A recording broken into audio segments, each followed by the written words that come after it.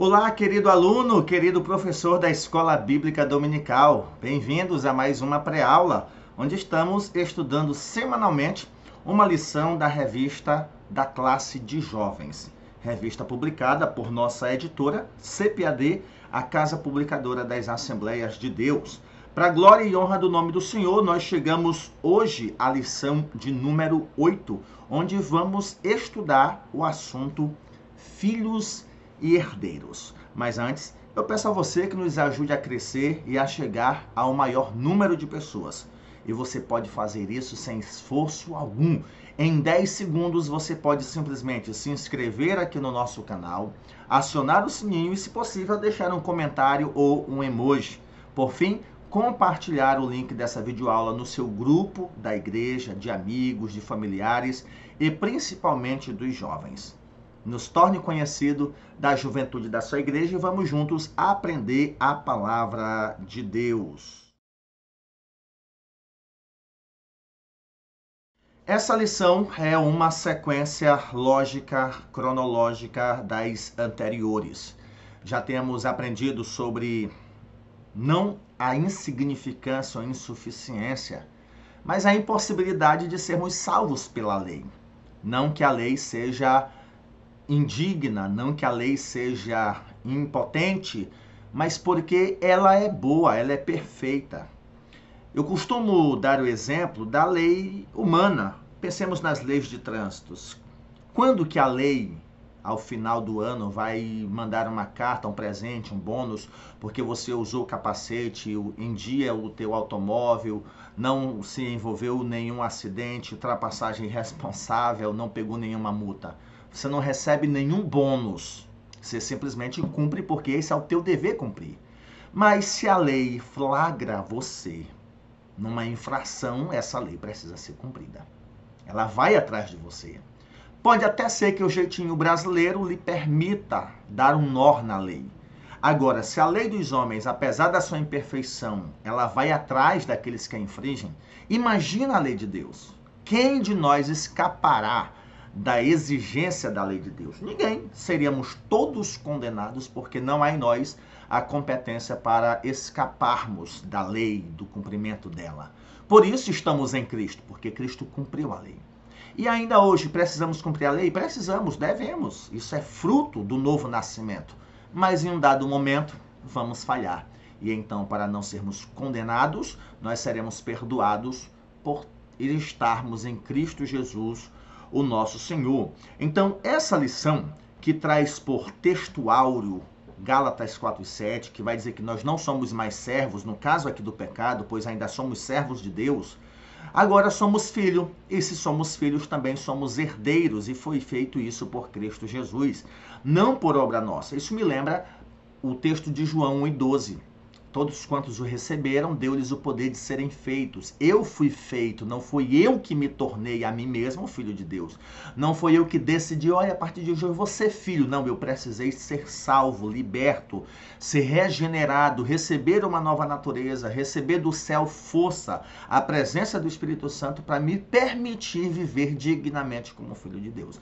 Eu não me torno por mim mesmo, eu sou feito. E Paulo faz isso lembrando aos Gálatas que ninguém é feito pelo que faz, ninguém se torna pelo que realiza, mas somos filhos e tudo isso por causa do que Cristo Jesus fez na nossa vida.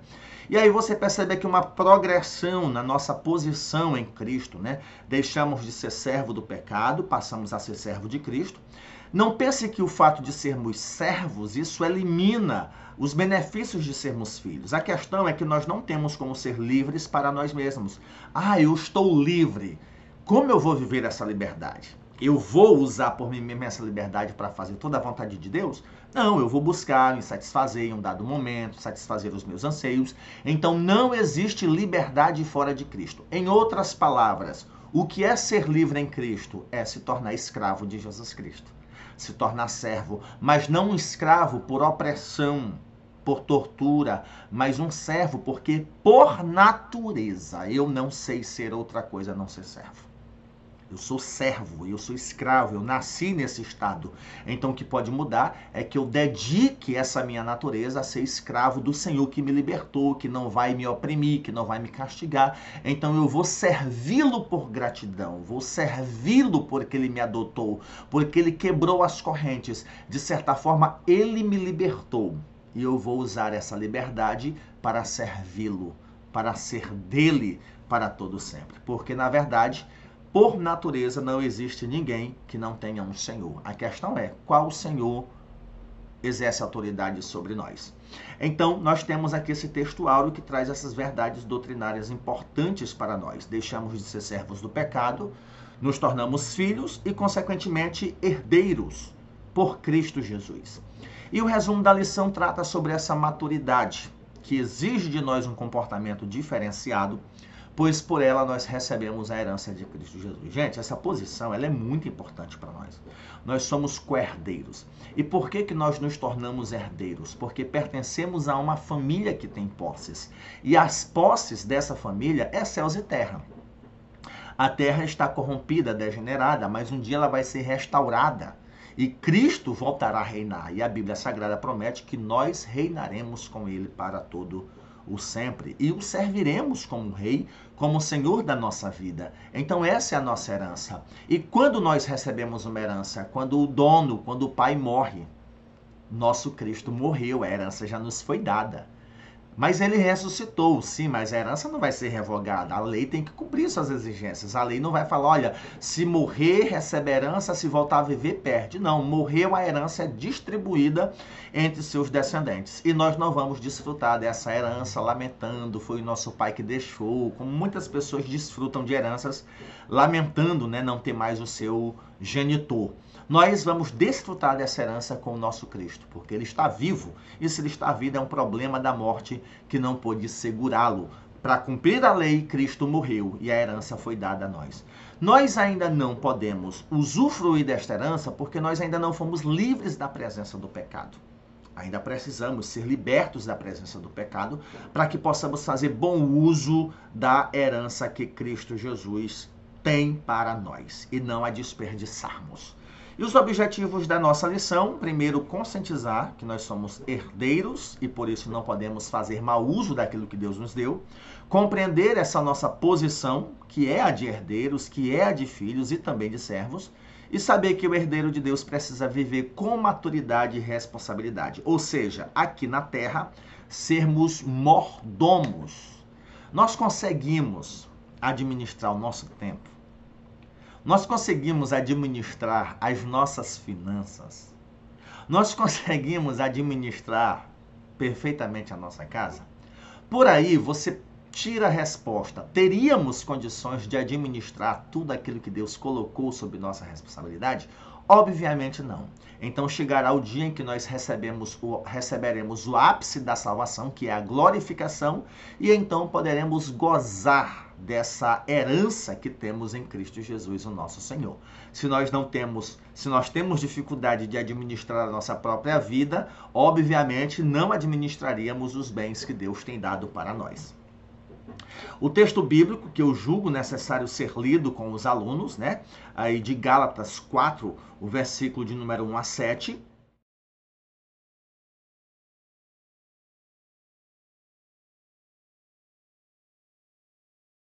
Que precisa ser compreendido pelos alunos, e assim diz o texto. Digo, pois, que todo o tempo em que o herdeiro é menino, em nada difere do servo, ainda que seja senhor de tudo, mas está debaixo de tutores e curadores até o tempo determinado pelo Pai. Assim também nós, quando éramos membros, estávamos reduzidos à servidão, debaixo dos primeiros rudimentos do mundo. Mas, vindo a plenitude dos tempos, Deus enviou seu Filho, nascido de mulher, nascido sob a lei, para remir os que estavam debaixo da lei, a fim de receberem a adoção de filhos, e porque sois filhos, Deus enviou aos nossos corações o Espírito do seu Filho, que clama, Abba, Pai. Assim que já não és mais servo, mas filho, e se és filho, também és herdeiro por Cristo Jesus. Nós encontramos nesse texto as bases para as divisões da lição que temos que estudar. dos pontos, né? São 3 pontos. E por uma questão de otimização do tempo, vale você, professor, separar aí 15 minutos para a explanação de cada ponto. Eu sei que nós sempre alegamos, o tempo nunca dá. A verdade é que nós precisamos otimizar o tempo. Nós que somos professores de YouTube aqui para você, nós fazemos uso de 30 minutos, 40 minutos no máximo, mas em sala de aula você pode ter 1 hora, 50 minutos e isso pode ser aproveitado. E você faz isso a partir do momento que você não precisa ler todo o texto, mas pontuar para os alunos um destaque de cada texto, de cada ponto, de cada tópico, para que assim possamos aprender com mais precisão a nossa lição com uma otimização necessária. Eu destaquei aqui um ponto importante da nossa introdução que vai dizer: ao se colocarem debaixo da lei, os Gálatas estavam não somente se colocando num caminho de retrocesso com o Evangelho, mas estavam igualmente renunciando à sua maturidade e sua herança em Cristo Jesus. Eles não já foram salvos? Eles não já tinham sido perdoados? Recebido de Deus o perdão e a promessa da vida eterna? Pois é, a partir do momento que eles passaram a acreditar que além do que Cristo fez por eles precisavam guardar dias, precisavam ser seletivos na alimentação, embora isso seja necessário para uma questão de saúde, mas não por um critério de salvação. A partir do momento que eles passaram a ser legalistas, eles passaram a retroceder na fé, tentando assim contribuir com a salvação que Deus havia dado. Entendamos, gente, a salvação é obra da Trindade. Deus planejou, o Filho executou e ainda hoje o Espírito aplica. Por que o Espírito aplica? Para que Cristo não seja necessário morrer todas as vezes que alguém decide por ele. Então o Espírito Santo aplica em nosso coração, é ele que nos convence da justiça e do juízo. Então, ao se colocar debaixo da lei, e por favor, querido aluno, querido professor, devemos sempre ressaltar. Lá no nosso primeiro vídeo, se não me falha a memória, a lição de número 5, ou foi 6, nós falamos sobre o legalismo e o antinomismo. Por um lado, nós não podemos ser antinomistas, eu não preciso fazer mais nada, preciso e devo, como fruto da salvação. Por outro lado, não devo ser legalista, precisar fazer alguma coisa, justificando assim ser necessário para a salvação. Deve haver um equilíbrio. Então, quando nós usamos a expressão ao se colocarem debaixo da lei, alguém pode dizer assim: então eu não preciso de lei. Eu preciso da lei, mas também preciso de Cristo. Ele é esse aio hoje. Nós veremos aqui o conceito de aio que nós já falamos na lição passada. Ele nos é esse guia. Um pai castiga um filho todas as vezes que um filho comete um erro, por menor que seja? Não. Assim é Cristo Jesus. Ele vai nos ensinar e vai chegar um tempo em que nós chegaremos à estatura de varão perfeito. Então, até lá, nós precisamos da tutoria. Nós precisamos da companhia, da direção de Jesus Cristo nessa nossa jornada de fé. O primeiro ponto é sobre o herdeiro, mas como se não fosse ainda. É a teologia do sim, mas ainda não. Ou seja, nós já somos salvos? Somos, mas não totalmente. Então nós recebemos a salvação e temos a promessa de vida eterna, mas isso ainda não foi concretizado. Porém, pela fé, nós já desfrutamos do século vindouro, do século futuro, das bênçãos eternas que ainda estão por vir. Então nós já somos herdeiros? Somos, mas eu ainda não posso desfrutar em totalidade dessa herança. Por quê? Porque ainda não houve a consumação da salvação para que eu possa desfrutar dela. Tá bom? Então eu preciso chegar a essa maturidade, essa estatura de varão perfeito, que se dará essa concretude quando a glorificação, que é o estágio máximo da salvação, se tornar uma realidade em nossa vida. E o primeiro tópico fala de herdeiro, mas como escravo. Ou seja, nesse texto nós podemos ver a importância da maioridade. Ainda que uma criança fosse considerada herdeira, não é diferente de um escravo enquanto não atingir a maioridade. Ou seja, ela é dona, mas não pode administrar. Há uma lembrança aqui do caso do filho pródigo. O filho pródigo pediu a herança que lhe era direita. De fato, ele tinha direito, mas ao pedir a herança ao pai, é como se ele estivesse dizendo: já que o senhor não morre agora, e eu não estou afim de esperar o senhor morrer, me dá o que é meu. O pedido da herança foi uma afronta. O pedido da herança, ele ultrapassou caminhos que deveriam ser trilhados, estágios que deveriam ser observados. Então aquele rapaz não tinha condições e demonstrou não ter condições de administrar o que pertencia a ele. Algumas pessoas podem perguntar, ele voltou a ter herança? Voltou a ter herança porque o pai era amoroso, aquilo que ele gastou, gastou, acabou. Então ele passa a desfrutar das coisas que ainda eram do pai, sob a égide do pai. Com certeza, com a oportunidade de aprender mais sobre a administração desses bens. Então, assim, nós já temos a herança é nossa e eu não posso fazer uso dessa herança para o meu próprio interesse. Eu só tenho que usufruir dessa herança, de todas as coisas que Deus quer. São alguns bênçãos escatológicas. Por exemplo, pastor, nós vamos comer na eternidade? Por que não? A necessidade de comer não é condicionada ao pecado. Antes do pecado, o ser humano podia comer, deveria comer, porque a habilidade de comer é um dos meios pelos quais Deus estabeleceu para que desfrutássemos da criação. Então nós não seremos congelados na eternidade, sem ter progresso na vida e vivemos uma vida estática. Não, a terra vai ser restaurada, ela voltará a ser cultivada e vai continuar produzindo frutos por toda a eternidade. Então comer não é algo oriundo do pecado. A fome, o definhamento, a desnutrição, sim. Mas o comer é uma habilidade que temos para que por ela possamos desfrutar da criação de Deus. Se hoje, com os alimentos sob a condição que estão, eles são deliciosos, imagina no estado perfeito. Então, eu ainda não estou em condições de usufruir da totalidade da herança. É por isso que eu sou dono, mas não o senhor ainda. Então, preciso chegar a uma maioridade. Até que a glorificação chegue, eu preciso viver em novidade de vida. Preciso amadurecer. Até mesmo os que são neófitos precisam aprender a necessidade da maturidade.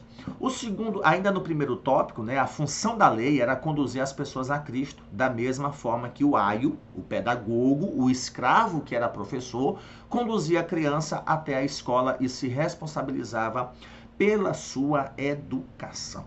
A lei aponta o nosso pecado, e por apontar o nosso pecado, eu devo ser levado a quem? Alguém que possa resolver o pecado, o problema do pecado, ou então eu vou ter que pagar pelos delitos que eu tenho cometido contra a lei de Deus. E se eu for condenado, me tornar réu da lei de Deus, eu vou ser condenado ao inferno. Porque ela é boa e eu não sou, ela é perfeita e eu não sou, ela é justa e eu não sou, mesmo crente, mesmo salvo, até que chegue essa maioridade, até que chegue a estatura de varão perfeito, a partir da glorificação que receberemos. Então, o aio nos conduziu a Cristo e Cristo continua essa jornada, continua nessa caminhada de aprendizado até que tenhamos a devida condição de administrar aquilo que ele nos deu. No segundo tópico, há uma referência ao tempo que Cristo veio, intitulado de plenitude do tempo, tempo devido, tempo adequado. Ou seja, Cristo Jesus não veio nem tarde demais, nem adiantado demais. No plano de Deus, foi no tempo certo. E Paulo vai dizer, no tempo certo, na plenitude dos tempos, Deus enviou seu Filho nascido de mulher. E fez isso, nascido sob a lei, para remir os que estavam debaixo da lei. Imagina alguém que nunca cumpriu as exigências da lei, que moral essa pessoa vai ter para dizer, siga o meu exemplo? Nós podemos e devemos seguir o exemplo de Jesus, porque Jesus Cristo cumpriu a totalidade da lei. Então, como patinhos atrás do pai e da mãe, como pintinhos atrás da galinha, nós devemos caminhar nos passos de Jesus Cristo. Afinal, é isso que é ser seguidor, é isso que é ser discípulo de Jesus Cristo. Então, nesse período específico, Deus envia Jesus e o apóstolo Paulo reforça, ele é nascido de mulher, nascido sob a lei. Ou seja, se tem alguém com a devida condição de cumprir as exigências da lei, esse alguém já pisou sobre aqui na terra, já pisou sobre essa terra e nos deu o caminho a seguir para que nós não sejamos condenados por essa lei. A lei deve ser cumprida. E o que acontece quando eu cometo infração contra ela? Eu devo estar refugiado em Cristo Jesus. Não que Cristo vá passar a mão sobre os crimes que eu cometi ou jogar sujeira do tapete. Não, Cristo cumpriu a lei. E Cristo cumpriu a lei para que nós sejamos salvos da condenação dela. Certo? Então, por isso que eu preciso estar em Cristo Jesus, não andando segundo a carne, mas segundo o Espírito de vida. O terceiro tópico do primeiro ponto fala do propósito pelo qual Cristo veio ao mundo sob a lei, nascido de mulher. Alguns judeus consideravam a lei como esse capataz, como esse responsável, cujas ordens precisavam ser obedecidas por temor e a penalidade decorrente da infração. Ela é o paidagogos, responsável por preparar e levar as crianças de uma família para a escola, onde seriam entregues ao mestre escola. Então, a lei é esse capataz, ela tem o seu papel, ela tem a sua função, mas também ela precisa punir. O paidagogo ou aio, ele disciplinava com vara as crianças do seu senhor que não eram disciplinadas, que cometiam erros. É mais ou menos assim. O paidagogo, cujo sentido tem diferença do pedagogo hoje, o pedagogo hoje ensina para que o aluno não sofra, o paidagogo ensinava punindo o aluno, disciplinando o aluno. Então, mesmo sendo escravo, o aio, o paidagogo, tinha o dever de disciplinar o filho, de usar a vara se fosse possível. Então, semelhante a um capataz, semelhante a um aio, a lei cuida de nós, mas precisa nos castigar quando nós tropeçamos nela. Então, essa lei nos leva a Cristo, e Cristo Jesus me livra de todas essas punições, mesmo quando, no esforço para cumpri-la, eu acabo quebrando um dos seus mandamentos. Perceba aqui, querido aluno, querido professor, o valor da salvação, o valor do que é ter sido alcançado pelo Evangelho de Cristo Jesus, nosso Senhor. Chegamos no segundo ponto, que vai falar dessa nossa posição em Deus. E o primeiro tópico vai dizer que nós somos filhos e, consequentemente, herdeiros. Os gentios agora em Cristo obedecem a Deus para agradá-lo e não porque podem ser punidos, como os ídolos faziam com aqueles que os adoravam. Querido ouvinte, querido aluno, nós temos um Deus que não é egoísta, que não é invejoso, presunçoso, avarento, soberbo. Ele divide o que ele tem. Ele é senhor de tudo. Ele vai perder alguma coisa em dar para os seus filhos? Não. Ele não precisou nos criar para se satisfazer. Ele criou porque ele é bom, ele decidiu, ele é soberano, ele é senhor sobre tudo. E ele decide compartilhar, partilhar do que ele tem conosco. Sabe, Jesus, filho, vai lá e salva esse povo. E Jesus Cristo nos salva e nos torna membros da família dele. A Bíblia Sagrada vai dizer que nós somos coparticipantes, co-herdeiros com Cristo Jesus, ou seja, aquilo que é de Cristo também é meu. E eu devo perseverar até que chegue o tempo em que eu vou desfrutar da totalidade dessa herança. É impressionante os resultados da salvação. Salvação não é só, agora eu sou crente, eu fui lá, oraram por mim e agora eu tenho que seguir um conjunto de regras. Não, ser salvo é muito além disso. É muito maior do que isso. Ser salvo é você de já desfrutar dessa expectativa do que será a eternidade, do que será a concretização e a consumação da nossa salvação. O segundo tópico vai falar da guarda de preceitos e regras. Ora, se você já tem uma nova posição, por que você vai continuar na posição antiga? Então, não há nenhum impedimento em se guardar um dia para adoração. Os hebreus tinham seu próprio calendário, e deteve-se e deste se valiam para não descumprir os mandamentos. E nós guardamos, por exemplo, hoje domingo, pois foi nele que Jesus ressuscitou, vencendo a morte e nos garantindo que seremos vitoriosos, e ele nesse mesmo aspecto. Ou seja, nós guardamos leis. Nós guardamos os mandamentos do Senhor. Como eu falei, a lei ela não é insignificante. A lei está aí para ser cumprida. E existem critérios humanos que nós guardamos. Porém, isso serve para organizar a nossa vida, para nos ajudar a programar. Por exemplo, trabalhamos a semana, descansamos o sábado e o domingo e precisamos nos organizar para que o sábado e domingo não seja mais pesado do que foi a semana, certo? Independente do dia que separamos para adoração, nós precisamos nos organizar e não viver só para trabalhar, mas é bíblico descansar do trabalho. Esse dia pode ser qualquer dia da semana, desde que você obedeça. Trabalhe um período e descanse outro período. Então nós não somos legalistas, mas cumprimos alguns requisitos da lei. Cumprimos algumas exigências da lei para o nosso bem, para que o nosso corpo descanse e desfrute dos benefícios da lei que nós guardamos aqui nessa terra. Falei no início que a lei não vai lá te beneficiar, olha, parabéns, tu andou certinho, dirigiu certinho, não. Mas só em não ser punido pela lei, já é uma dádiva muito grande. Não é aquilo que nós esperávamos, mas já é algo grandioso em relação. Só em a lei não vir atrás de nós, já está bom demais. Mas para isso eu tenho que andar no trilho, eu tenho que atentar aos requisitos dessa lei. O terceiro tópico vai falar de um ponto de Paulo, que é a sua fraqueza quando esteve com eles. Ou seja, Paulo vai falar que estava doente, não estava tão bem, e os judaizantes estavam se aproveitando da boa vontade dos gálatas para semear entre eles a desobediência.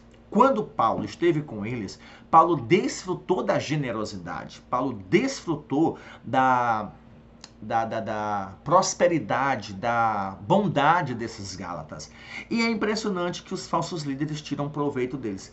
Judas e segunda carta de Pedro, segunda carta de Pedro, capítulo 2, eles vão tratar disso, de que esses falsos líderes têm primazia, são bem recebidos, participam dos banquetes. É incrível como ainda hoje gente ruim tem a primazia no meio de gente boa. É incrível como as pessoas que são boas são generosas. Imagina eu, enquanto um líder de igreja, eu não tenho coragem de mentir para ganhar dinheiro, eu não tenho coragem de me aproveitar da generosidade. Existem inclusive pessoas que você faz ali uma visita, uma oração, e a pessoa quer te dar uma oferta, quer te dar um dinheiro, isso me deixa acanhado. Não, irmão, oferte na igreja, leve para a igreja, dê a sua contribuição. Mas existem os falsos que se aproveitam e ainda entendem isso como Deus está me abençoando e tiram a lã da ovelha, oprimem a ovelha, se aproveitam. E existe esse tipo de gente em todos os lugares, em todas as denominações. Gente que se aproveita da bondade dos outros.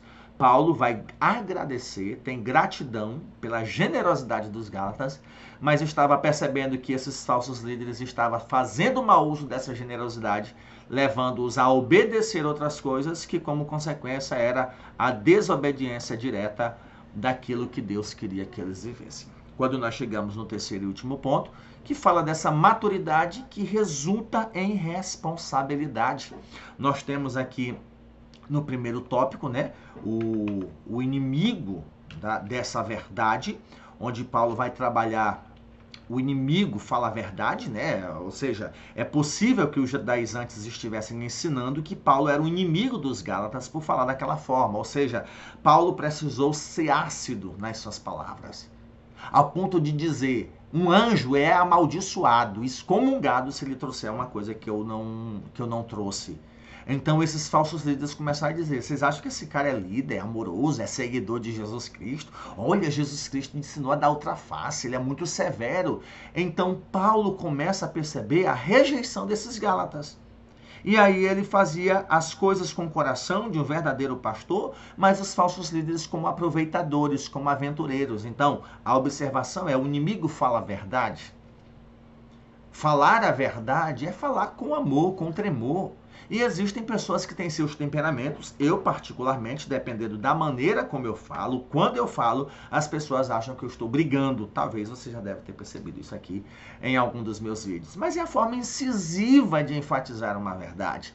E existem coisas mesmo que irritam. Quando eu, particularmente, começo a aplicar a verdade bíblica em alguns erros que a gente vê sendo cometidos na igreja, na cara dura, sem o menor temor a Deus, isso revolta, isso enche o nosso coração de aversão, e a gente tem que fazer o que diz o salmista lá no Salmo 139, que se maravilha com o conhecimento de Deus e no final começa a se revoltar com quem não conhece a Deus. Diz assim: eu odeio com ódio mortal.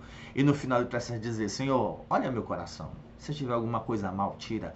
Então, nós que buscamos viver uma vida justa, a gente se revolta com o aproveitamento de falsos líderes, de pessoas gananciosas, soberbas.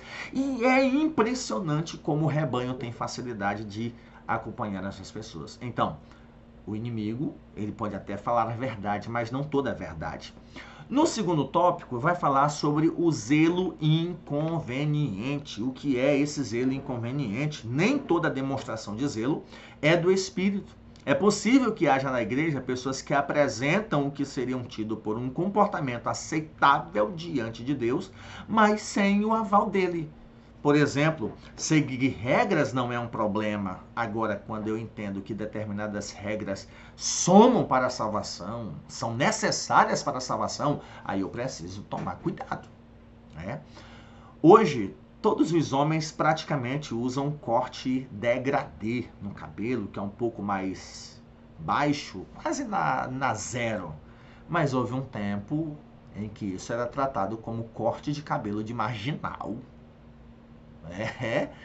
Então o tempo muda, não deve-se haver o aproveitamento da mudança do tempo e da cultura, equilíbrio em tudo. É claro que essas regrinhas não devem ser vistas como algo complementar para a salvação, mas elas também não podem ser negligenciadas.